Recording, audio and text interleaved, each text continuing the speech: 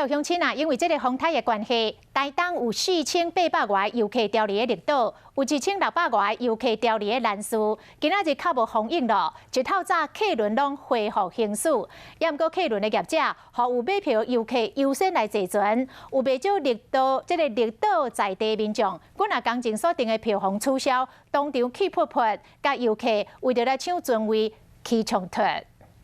透早阁落雨，但是绿岛南寮渔港就人客人啊，受到风台影响，船班停开，3号有4000多人，全留伫绿岛，无法度倒转去。因为看到会知影海面的风景，介先是较顺啊，总算是当开船啊，赶紧去排队准备坐船。这行程有没有被影响到？有啊。你们本来打算什么时候回来的？昨天。他那个吞吐量好像没有办法应付这么多人。